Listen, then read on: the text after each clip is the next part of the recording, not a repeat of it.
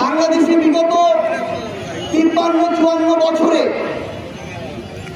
আমরা অনেক ধরনের সরকার দেখেছি, অনেক ধরনের সরকার প্রধান দেখেছি, কিন্তু বিগত 16 বছরে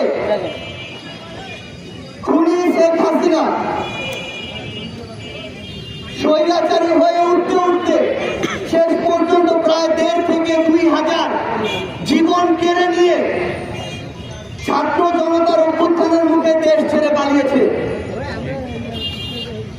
এরপর তরুণ প্রজন্মের হাত ধরে বাংলাদেশে এই যে নতুন রাজনৈতিক দল এসেছে, আমরা আমাদের জায়গা থেকে বাংলাদেশের প্রত্যেকটি জেলা উপজেলায় কাজ শুরু করেছি।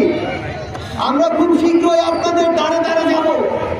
এতদিন ধরে বাংলাদেশে যে বিভিন্ন সিস্টেমগুলো দেখেছি, বিভিন্ন অন্যায় অত্যাচার, জুলুম, মিথ্যা মামলা, হয়রানি, চাঁদাবাজি, সিন্ডিকেট, এগুলো দেখেছি।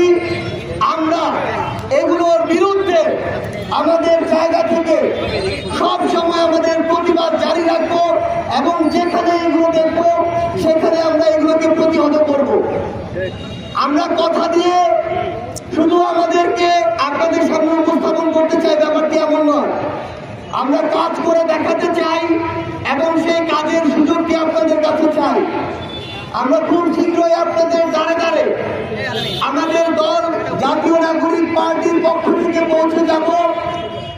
আমরা বিশ্বাস করি আগামীর বাংলাদেশে যে নতুন বাংলাদেশ আসছে, এখানে দলের নাম দেখে কিংবা কোনো মার্কা দেখে কেউ আর ভোট দিবে না।